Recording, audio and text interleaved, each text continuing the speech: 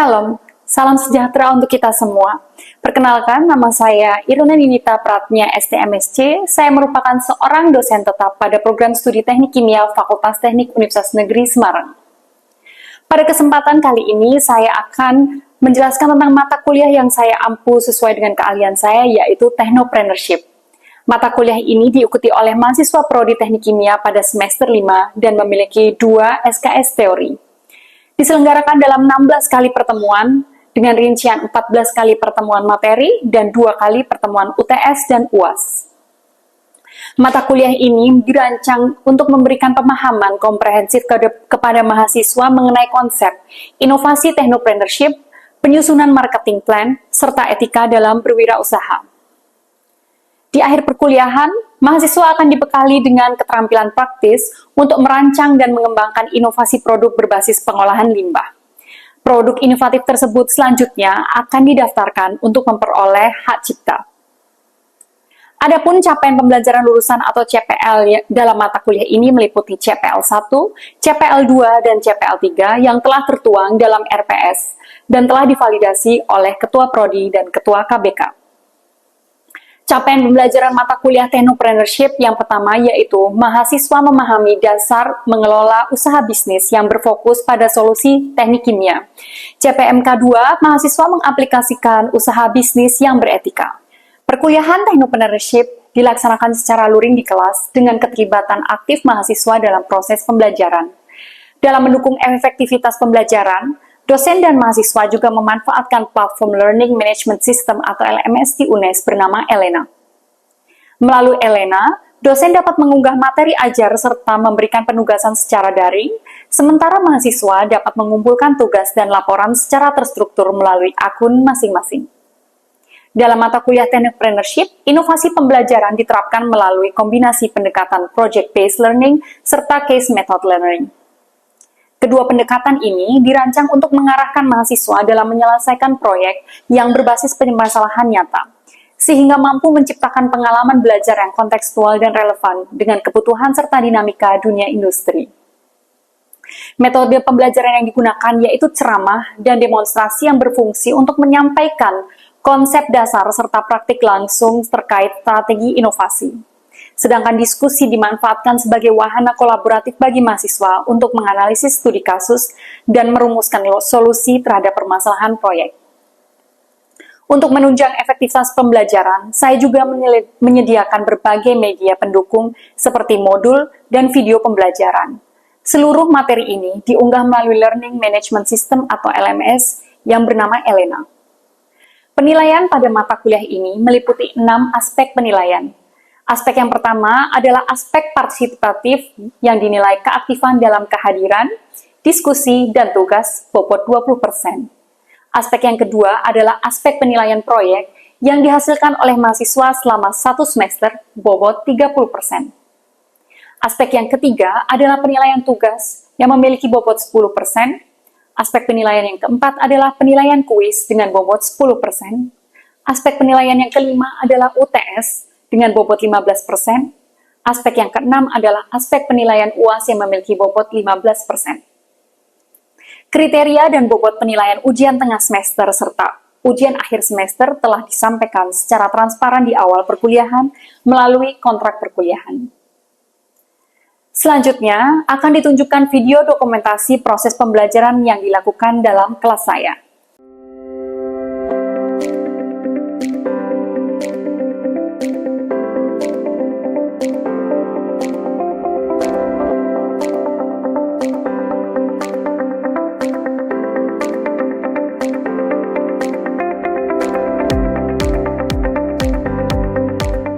Untuk perkuliahan hari ini akan saya absen terlebih dahulu ya. Afifah Ritmadanti, Kefala Agunggang, serta Selamat pagi semuanya. Pagi. Terima kasih atas kehadiran kalian di kelas pagi hari ini dalam kelas Technopreneurship. Sebelum kita mulai perkuliahan pada pagi hari ini, marilah kita mulai perkuliahan pagi ini dengan doa bersama. Silakan Gusti, maju. Izin ambil alih ya Ibu. Baik rekan-rekan, sebelum kita melaksanakan kegiatan belajar mengajar pada pagi hari ini, alangkah lebih baiknya kita berdoa menurut kepercayaan agama masing-masing. Berdoa dimulai. Berdoa selesai. Saya balikan ke Ibu Nindi. Terima kasih. Sebelum kita mulai kelas pagi hari ini, saya pengen membangkitkan semangat kalian ya. Mari kita ramaikan dengan yel-yel. Teknik kimia? Yes. Sip, oke. Pada hari ini adalah pertemuan keempat. Pertemuan keempat dengan materi kuliah Entrepreneur Innovation Technology. Pada minggu lalu, yaitu pertemuan ketiga, kita sudah membahas mengenai the concept of business planning using SWOT or SWOT analysis. Berikut merupakan CPL dan CPMK serta rules dari kelas ini. Buku-buku yang saya gunakan ada beberapa dari website, lalu juga strategi dan inovasi, handbook dari Techno Entrepreneurship, dan yang paling akhir yaitu handbook yang telah saya terima saat saya kuliah studi di luar, Master Degrees File. Ya, today's agenda yaitu mengenai homework, lalu kita akan membahas sedikit review ulang mengenai entrepreneurship serta technopreneurship. Lalu yang ketiga yaitu how to think effectively toward technopreneurship, dan innovation problems with waste around us, dan yang terakhir akan saya tutup dengan pemberian quiz. Untuk perkuliahan hari ini kita akan mereview sedikit mengenai perkuliahan kita minggu-minggu yang lalu, yaitu technopreneurship. What is technopreneurship? Silahkan, ada yang mau menjawab? Saya, Bu. Izin jawab, Ibu. Untuk technopreneurship sendiri itu adalah gabungan dari entrepreneur dan juga teknologi. Jadi dari jiwa-jiwa dan juga seni-seni entrepreneur itu akan dikombinasikan dengan teknologi yang sudah kita pelajari di teknik kimia ini, Ibu. Baik, terima kasih. Bagus sekali jawabannya, Kevala. Ya, jadi saya akan menjelaskan sedikit beberapa fakta di Indonesia, yaitu syarat untuk menjadi sebuah negara maju ialah jumlah pelaku entrepreneur harus lebih dari 14% rasio penduduknya. Sedangkan data yang diambil dari BPS tahun 2019, yaitu pelaku entrepreneur di Indonesia hanya 3,1%.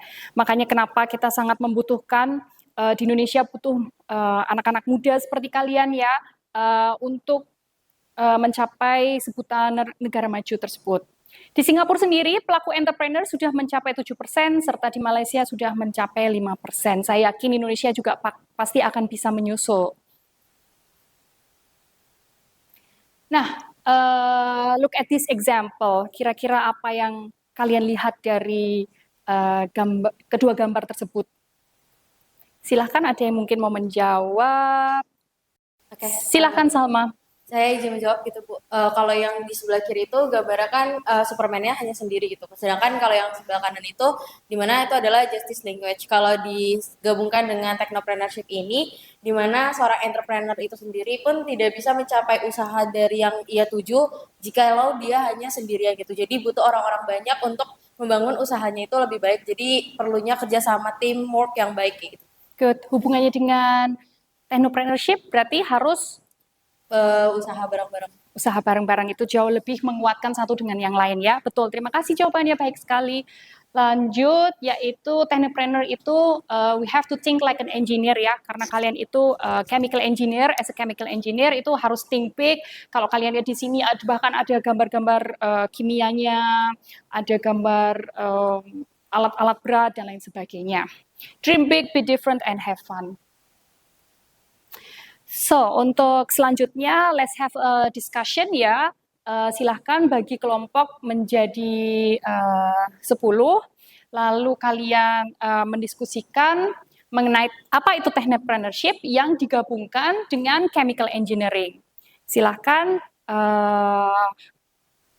hubungkan dengan kegiatan sehari-hari serta gunanya untuk masyarakat, terutama dalam permasalahan environmental problem solving.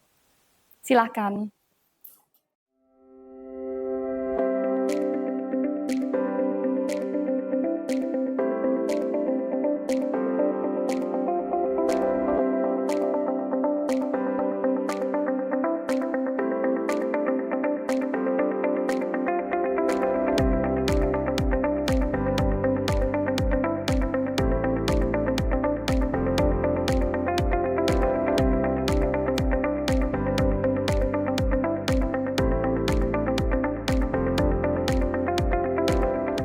Ya, setelah kita berdiskusi selama beberapa menit tadi, lalu silahkan kita akan mempresentasikan siapa yang ingin maju. Ya, silahkan.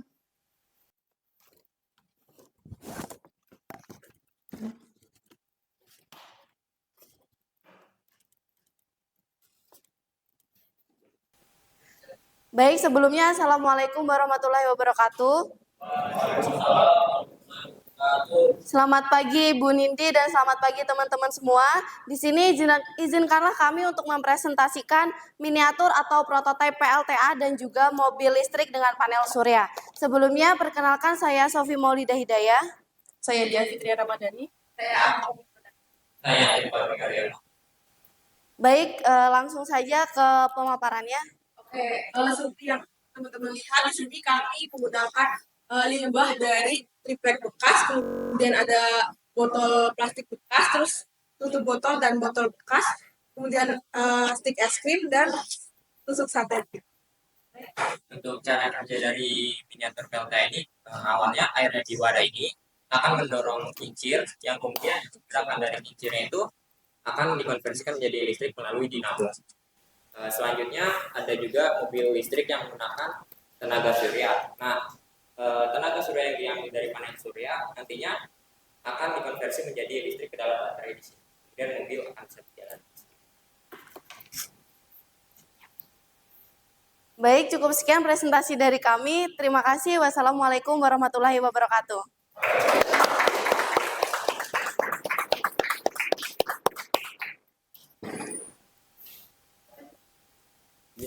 Ya, terima kasih tadi atas hasil diskusinya, yaitu pemaparan tentang hasil-hasil atau limbah-limbah yang ada di sekitar kita yang bisa kita gunakan untuk recycling, reuse, dan lain sebagainya. Di sini kalian bisa lihat juga daily environmental problems around us. Itu kita bisa lihat di sini ada scavenger, ada limbah-limbah padat juga yang ada di lautan, serta limbah-limbah elektronik ini. Limbah elektronik ini nantinya juga bisa dimanfaatkan kembali untuk didaur ulang. Selanjutnya akan saya berikan small composting ideas yang bisa menjadi sebuah inovasi. Jadi di sini original idea or innovation-nya itu biasanya kalau kita membuat sampah itu kan kita hanya melubangi tempat sampah. Lalu seperti ini ya, di sini ada ranting-ranting dan dedaunan.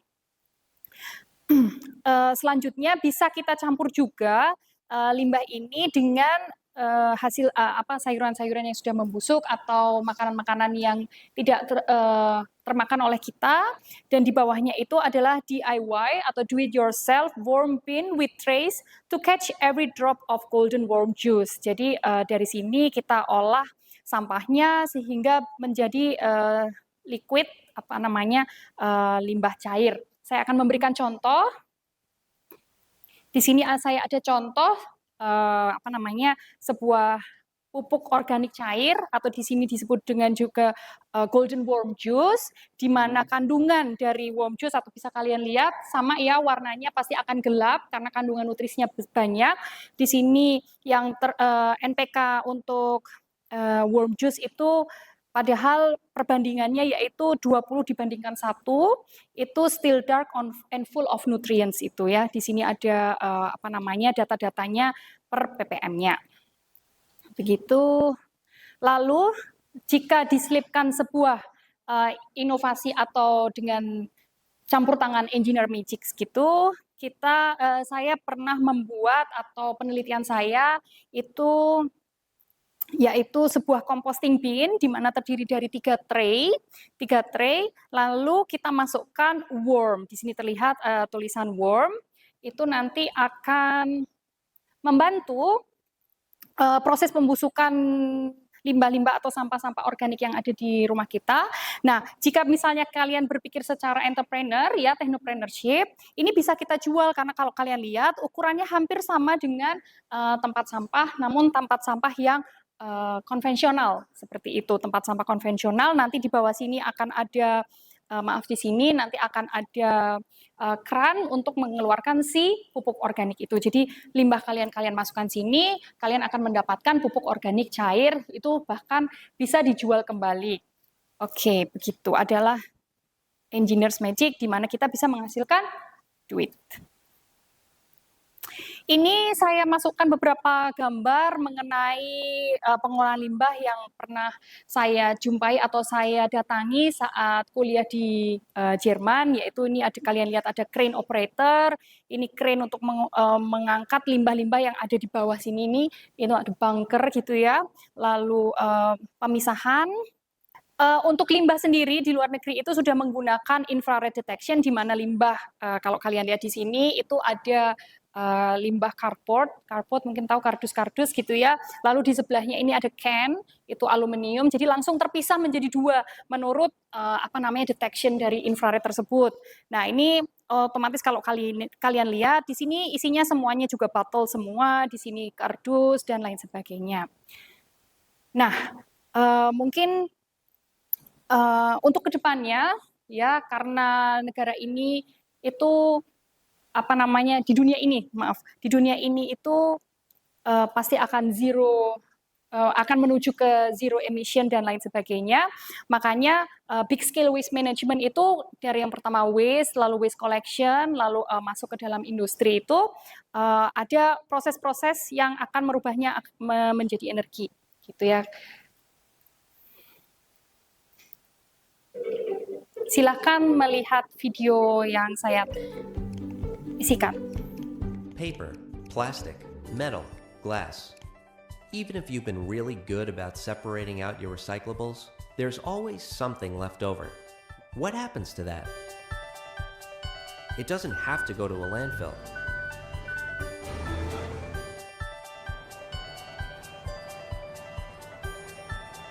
Waste-to-energy plants are turning trash into power.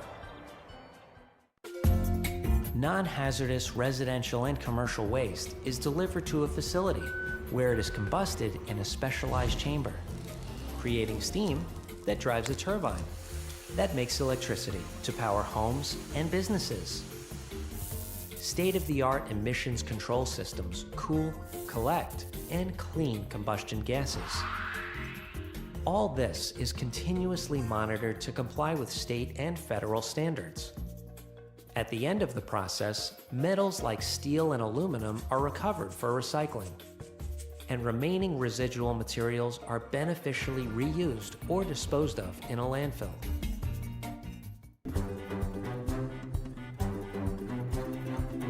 Recycling is important, but generating energy from waste is important too. Out goes the trash, and back comes clean electricity for your home.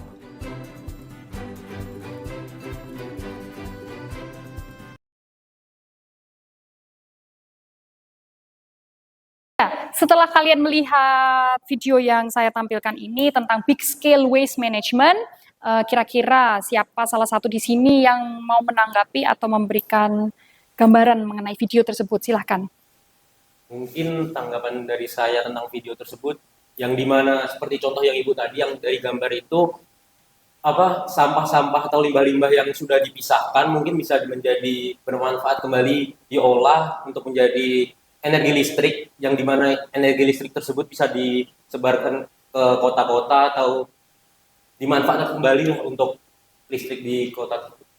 Iya betul, itu dari segi dari segi kelistrikan begitu ya. Kalau mungkin kalian tadi juga lihat itu ada sampah yang dibakar gitu ya. Sampah yang dibakar itu pun nantinya bisa berguna karena abunya bisa kita gunakan kembali dan lain sebagainya. Tapi biasanya sampah yang dibakar itu karena tidak terpakai, yang tidak bisa diolah kembali atau recycle. Terima kasih jawabannya, Vito. Selanjutnya untuk merangkum perkuliahan hari ini, saya akan memberikan kuis untuk kalian semuanya. Quiz for today's lesson. So, how to be a successful and effective technopreneurs? Silakan, two person come forward towards me. Ya, silakan, Indah dan Fadil.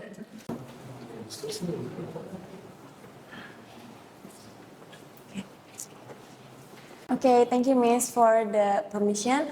Okay, the question is how to be a successful and effective technopreneurship. First of all, we need to learn about our environmental. So we need to understand what we need for customer, and then Fadil.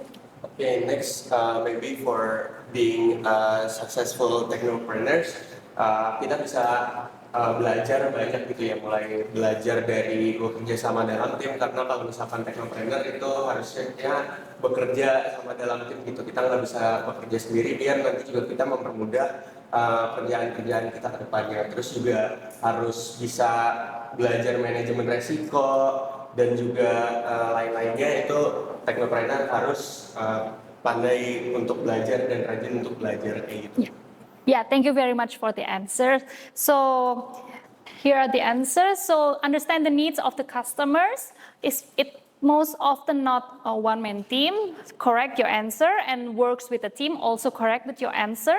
Is a calculated risk taker and has a business model in mind. Love what they do. And the next is are not born but made. Thank you very much. Thank you, Miss.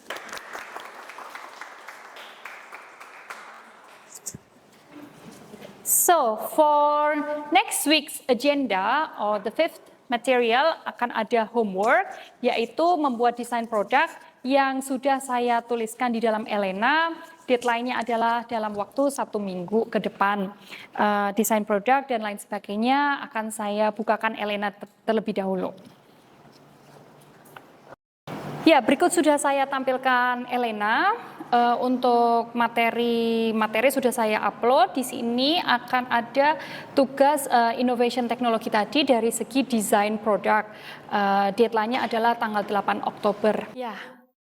Setelah saya jelaskan hari ini, terima kasih banyak atas atensi dan diskusi dan kerjasama dari kalian semua menghadiri kelas hari ini. Thank you for joining my class today. Marilah kita tutup acara perkuliahan ini dengan doa menurut keyakinan dan agama masing-masing. Berdoa mulai. Berdoa selesai. Terima kasih semuanya.